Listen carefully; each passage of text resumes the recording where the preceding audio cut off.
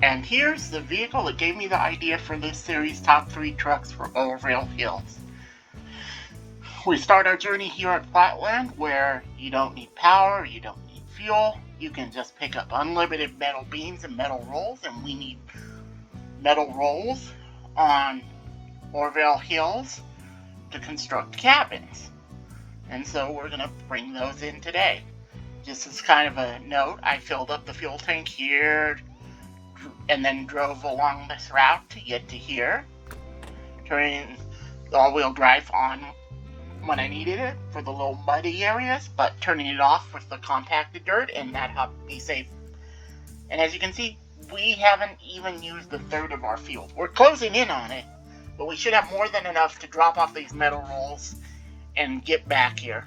Originally, I was going to just do the runs from the garage on Reactor Zone, which is, and the gas station there is kind of better positioned compared to where the garage is on this map and the gas station, but I think this just kind of goes to show how for some rolls where you don't need to move too much weight, the White Western Star can do this. Although there are probably better trucks than you and do this, and if you're going to use the White Western Star, it's probably better to put a 2 cargo slot sideboard or flatbed on, depending on your preference. And then maybe if you have to move more than 2 slots of cargo, maybe the little red 2 cargo slot sideboard trailer. So this is what I have available, semi-trailer. I got a little board for a task. And I just figured since I'm here, I might as well do this, and then I'm going to go complete Dude, Where's My Trailer? So I can buy one of those little 2-slot red trailers here. And then go drop this trailer back at the place where, theoretically from the text, it's implied that they actually need it. So I'm kind of just role-playing that I'm borrowing it until I get another option. Figured that this would be useful. So we're going to come in here. I don't think I came in from this. No, I didn't. I haven't done Jumbo Bridge yet. So I actually came in clockwise to do all this. And so we need to go. This is where the cabins are needed, but we're going to have to bring the metal rolls up here where it's 1 wooden plank and 2 metal rolls for each of the cabins. So I'm going to have to swing by here, I guess. I'll just come into this town, pick up the second set of wooden planks, and then we'll just drop these on the way back. And once that's done, we'll go back to Flatline. And we'll see how much fuel I have left there. But that's the nice thing, kind of, about this region, is there's plenty of pavement, so you can kind of bring out trucks that you normally wouldn't use, or at least not at this point in the game. I thought this would also be interesting because this is one of the trucks you'd have access to if you just only collected upgrades in the base game wraps. And maybe did the 2 contracts to unlock the maps in Tamar so you can get all the Russian vehicle upgrades there. And then came here, you'd have this either from Smithville Dam, or you could stop by British Columbia and pick up the free one there. And so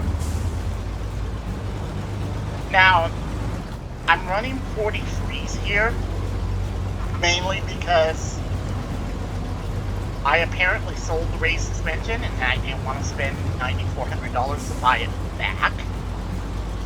So that is potentially holding me back a little. I will say that I have noticed the difference between having all-terrain tires and having UOD off-roads. This is one of the regions where I think there can be a case made that you shouldn't come here until your driver rank 8. So you have UODs or OHDs unlocked.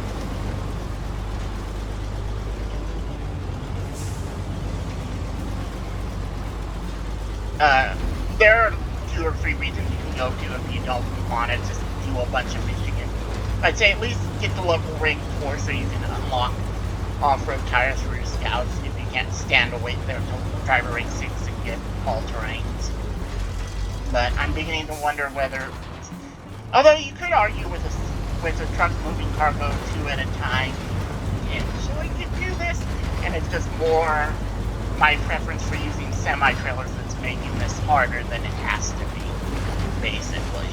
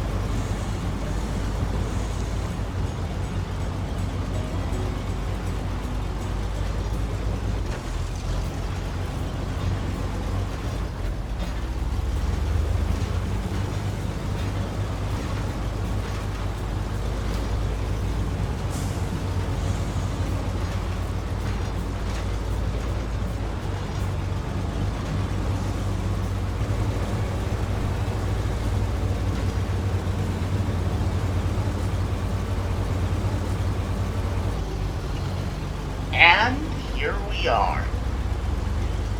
Drop off materials and create some cabins, which thankfully also don't need a generator.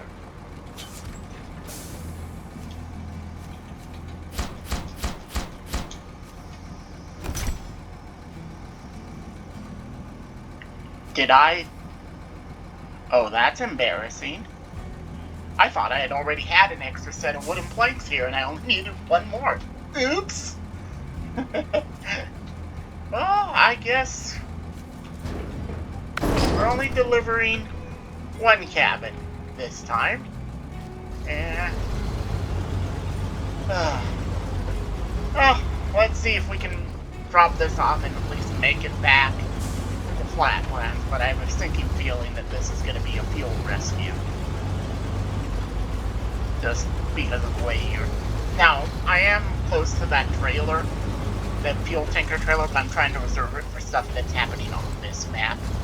So I don't mind driving a scout vehicle out to bring fuel to this truck as long as I make it back to Flatlands. In case you're wondering why I'm not going for the trailer, that's why. I hope this just kind of goes to demonstrate just how fuel efficient and how much work you can get done without having to worry about staging fuel with this truck.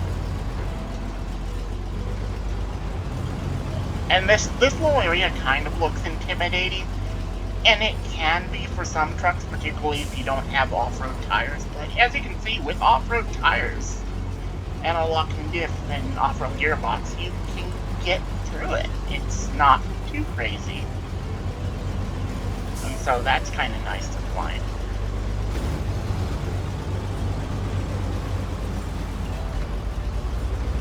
And so we'll drop this off and try and make it back to Flatlands.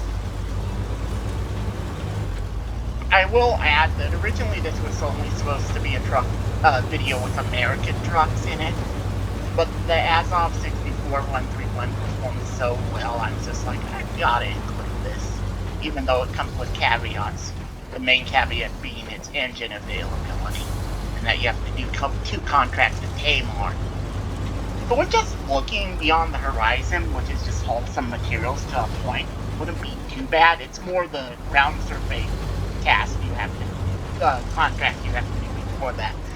That made me go, well, if a player's coming straight here from Michigan, should I put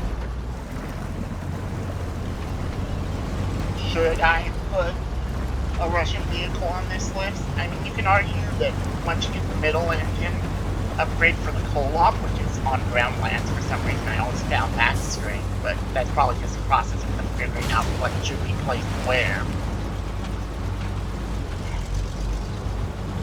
So you could argue that the co-lots are kind of potentially the one exception to this. And the third truck is going to kind of be variable. There isn't like this one truck you have to have.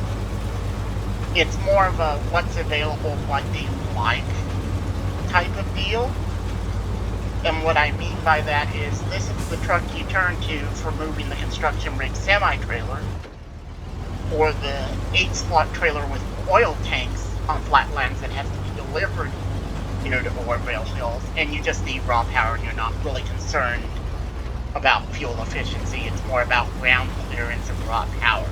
You could, one of the co-lots, be one of the ones I potentially think about on this file. I think I may do it with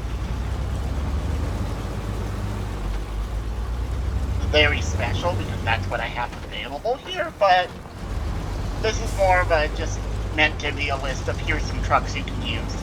And even though I wouldn't really recommend this because of how much fuel it burns. Oh, and this trailer here with this service spare part is I needed 4 service spare parts here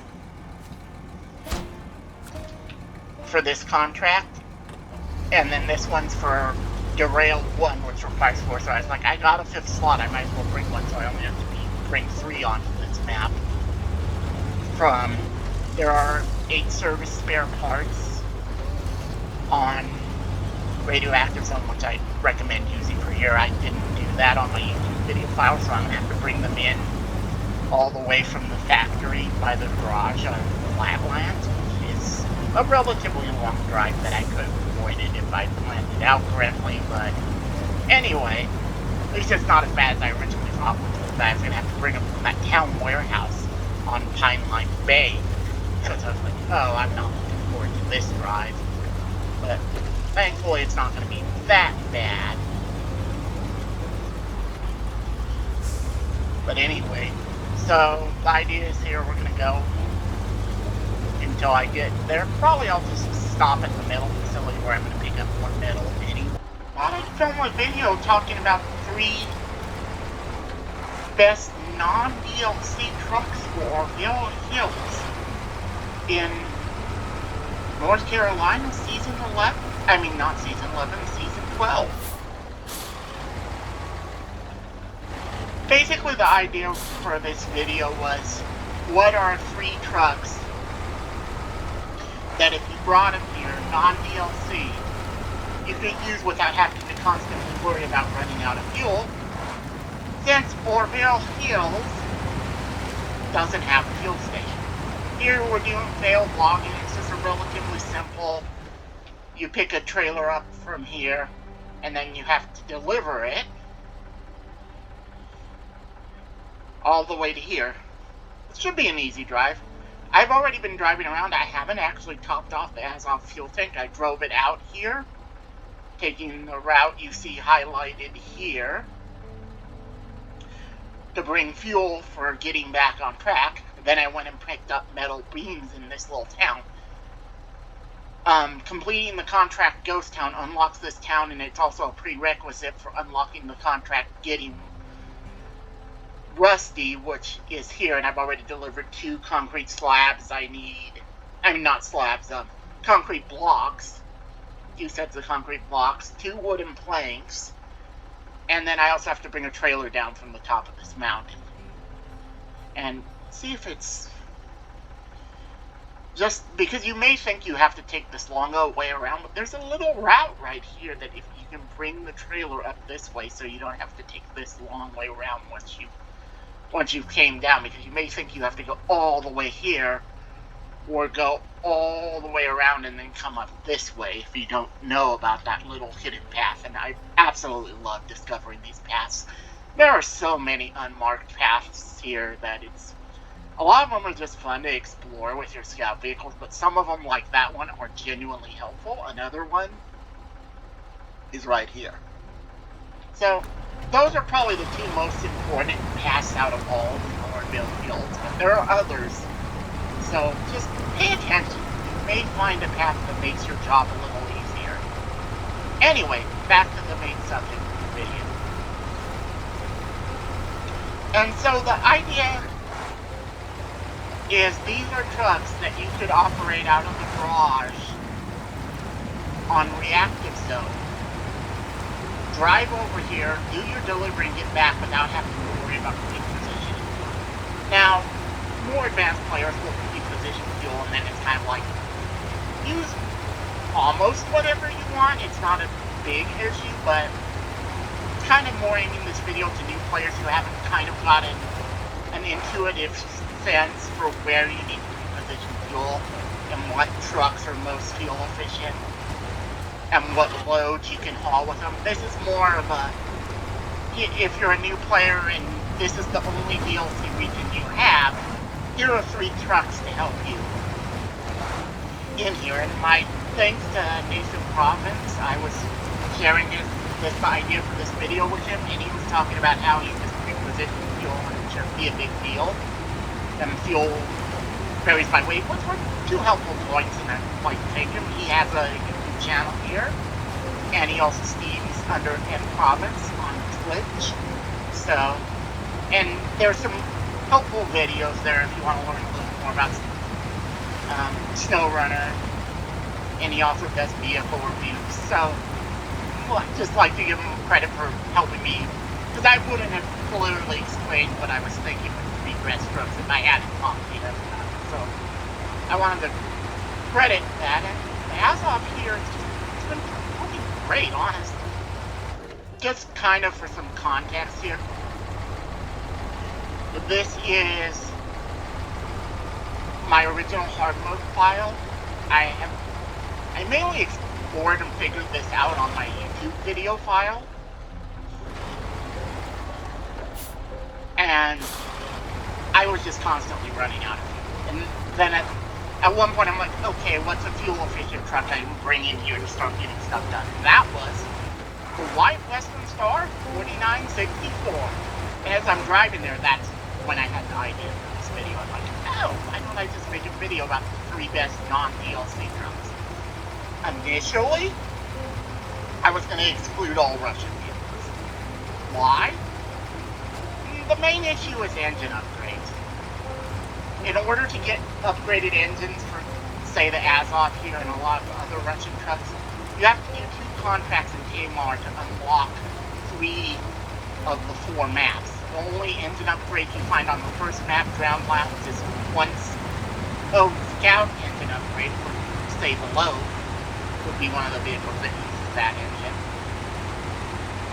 And the middle non-unique engine for the Kolob. So, I mean, I guess you could bring a Kolob here if you just need something really heavy, like the tank trailer you have to use for one of the contracts, or the construction rig semi-trailers. That could be an option. But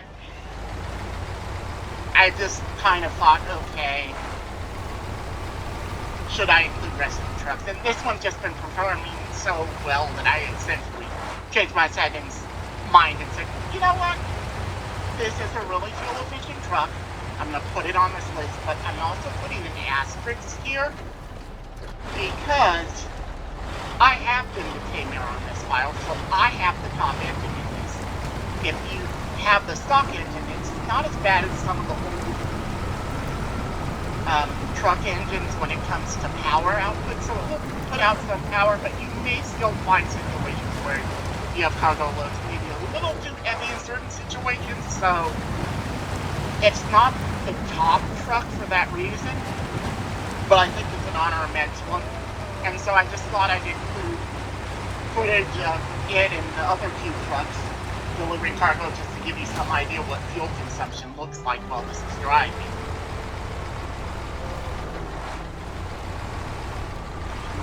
And that's kind of the idea here. And so, of course, I'm going to have to put the white Western Star in, because I mean, that was the truck that gave me the idea for the video, so I got an idea of the job I can do with it on this to show off what's kind of in its capability. It's on the lower end, just simply because even its top engine doesn't put too much power out compared to modern truck engines. And so I have found situations where there are certain soil conditions where it will just completely stop and not move with a load of 2 metal beams on it. So I kind of consider that an example of like a heavier load that you may need something with a little more power. I'm still trying to think what truck number 3 is. I've got a couple ideas I'm wrestling around in my head with. So anyway, the rest of this, except for one part that I learned the hard way, you should probably drive around instead of drive over, because the first time I did this contract I did it with the F-750. The trailer got stuck, and that wasn't a fun experience.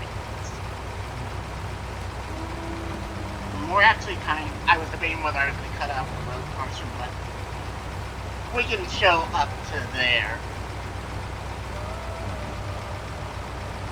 But there's a lot of on-roading, and that's kind of the thing why I'm trying to figure out what the third one is. Because part of me wants to put a highway truck just because there's so much of a highway in it to use. I got a couple ideas for that. The other part thinks more of a higher tier off-road truck that, unlike the Azov, has a little better ground clearance just because it has bigger tires. The Azov has 47s, which are decently sized, but there are situations where trucks with 51 or 52-inch tires could be a slightly better pick. And so I'm kind of thinking the third choice is going to kind of take that into account. But just to mention here, since you see the fence is open, you can kind of drive down here, and I haven't gone this way yet to test it, but this may be a path all the way to here, which would be interesting. I haven't tried that yet, but it kind of looks like it would be. But what I have done is drove down here and then drove this way, so this area is definitely another alternate route which is kind of fun. And the area I'm talking about is right here, but there's kind of a little way to drive around it. That's what I'm going to show off.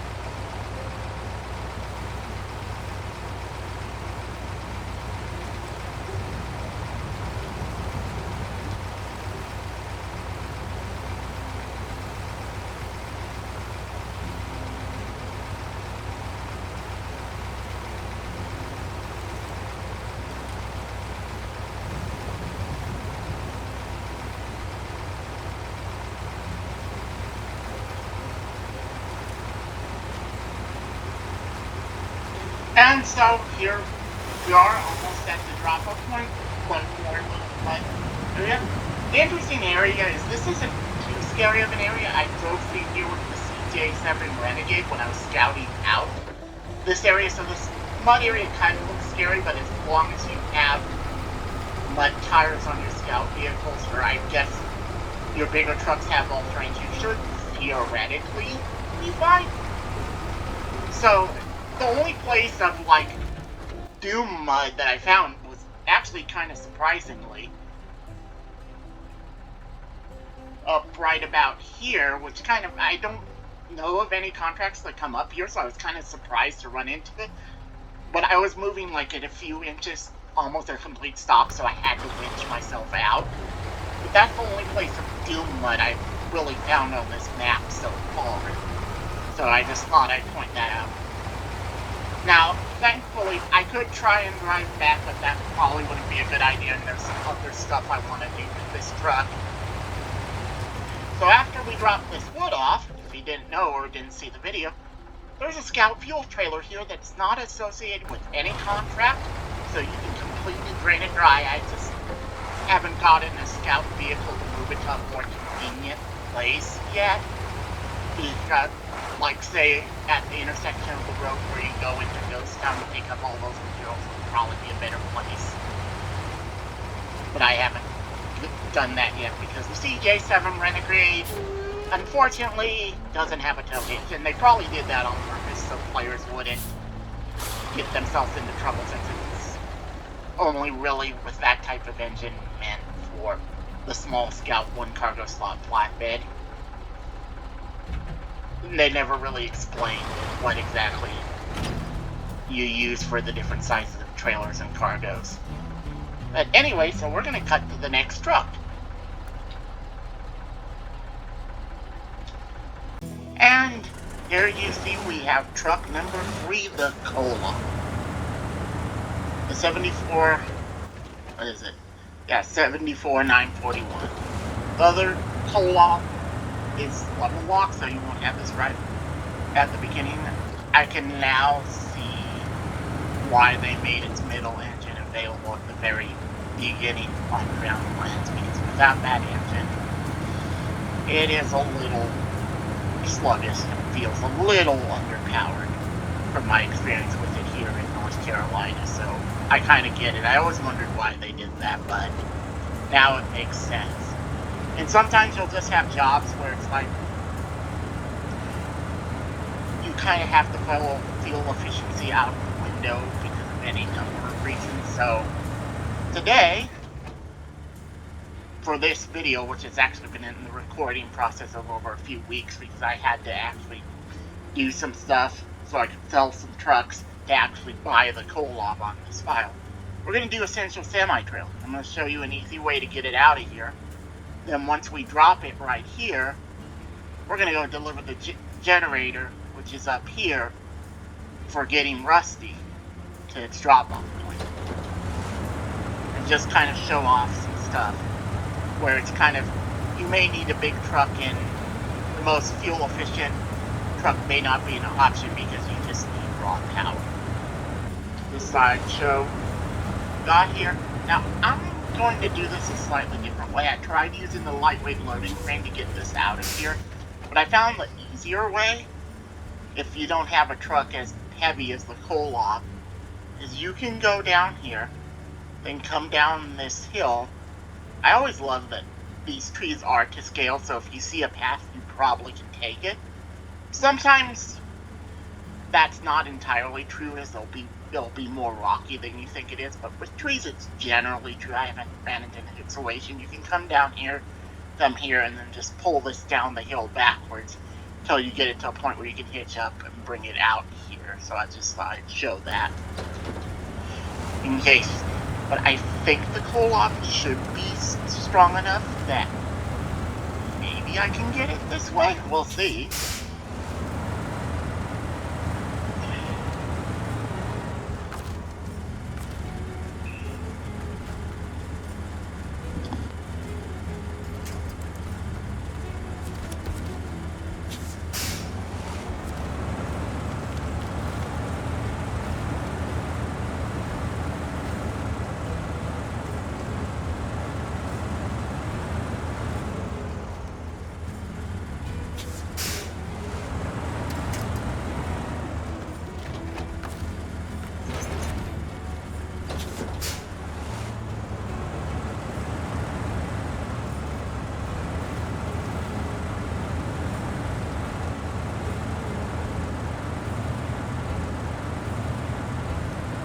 okay, I'm gonna be honest. I didn't expect it to come out there nearly that easy. I am surprised at that one. But that's apparently capable, so we'll take this to the road and then I'll drop this, go get the generator, and then after I'm done recording the video, I'll take this trailer the rest of the way. It's just kind of a boring road haul. That was the only really interesting part of the whole adventure, of just getting it out there. So, I haven't tried lifting the front end with a heavy crane. I've only tried it with the American lightweight loading crane, so maybe the heavy crane could lift up the front and put it in place where you can hitch up so you wouldn't have to go down there. But, well, let me put a marker just so I can remember to show it off as I drive by, and then we'll take the trailer to right here, basically. But, just so you can see what it looks like where you can turn down to go get it from the other direction.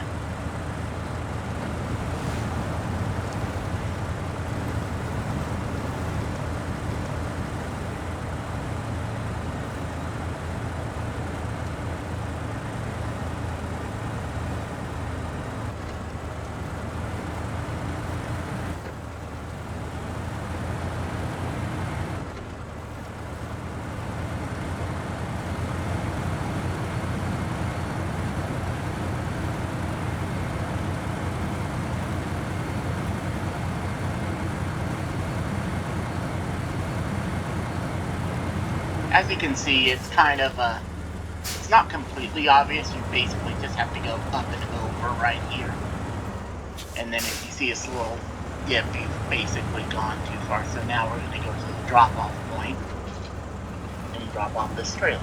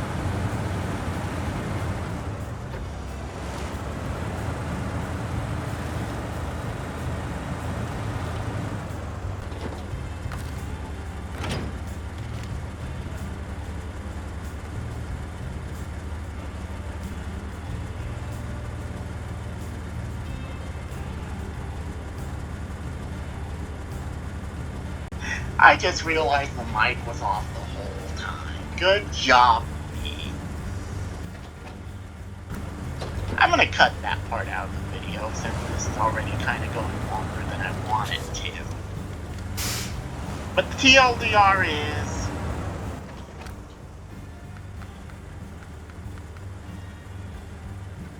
bought the co-op in Dawn, had a construction rig semi-trailer here that I finally got up and over. Then brought it this way and around here, which I don't know if that's the intended route or you're supposed to build this bridge and then come in from this direction and then maybe cut across through here to drop the trailer right about here. But anyway, let's go get that generator.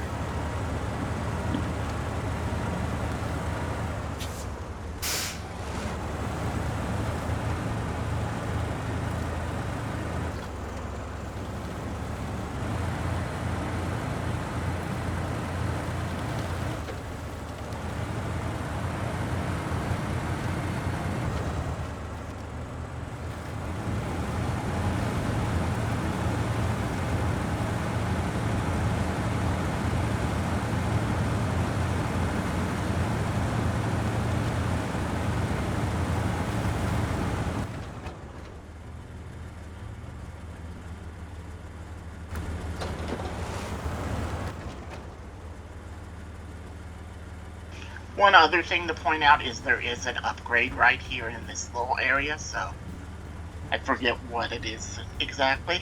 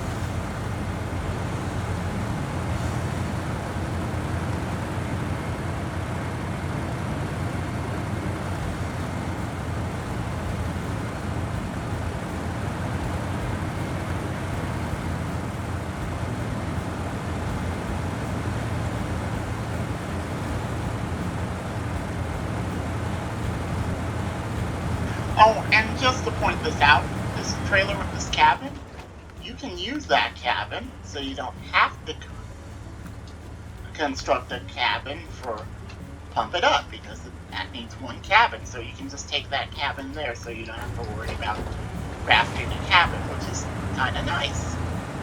But anyway, here's the generator we need.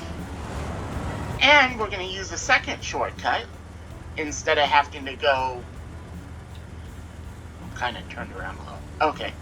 Either go all the way so you can go around this way, or you could theoretically go to here and then all the way around. But there's a little way I discovered, I want to show off, where you can kind of just go up this riverbed and come up right here.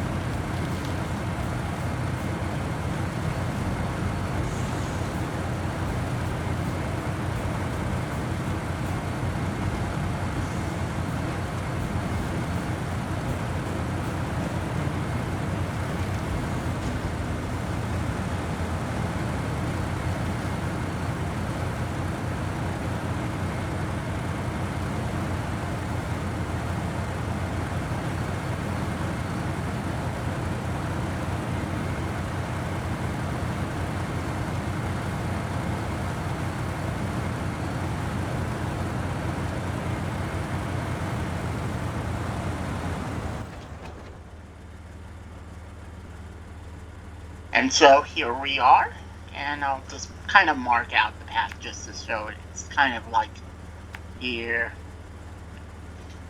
here, and then you kind of go this way and up here.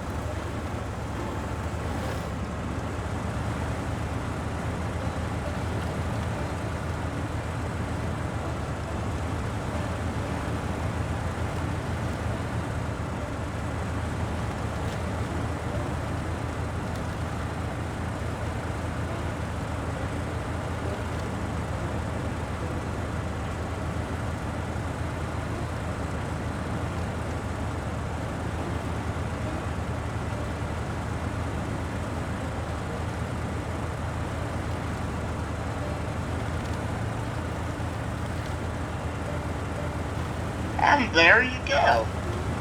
We are now up the hill. I'd say that one little part I just did is probably the one area where I worry about somewhat of being a tip hazard. And once you complete getting rusty, you have opened a spot where you can use the generator you just brought here to craft metal beams and metal rolls. Although I will generally pull metal beams because there are metal beams on the opposite side of the map here at these various brick farming places. To unlock this, you just have to do Ghost Town. But if you need to craft stuff like for a reactor zone, you've got a little crafting place right here. And so I just kind of wanted to do a video showing those shortcuts.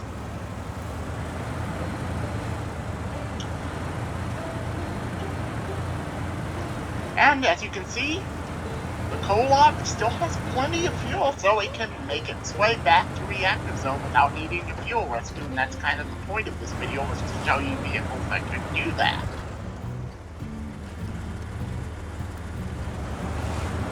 And now, so anyway, that's what I'm going to call the video right here. Thank you for watching.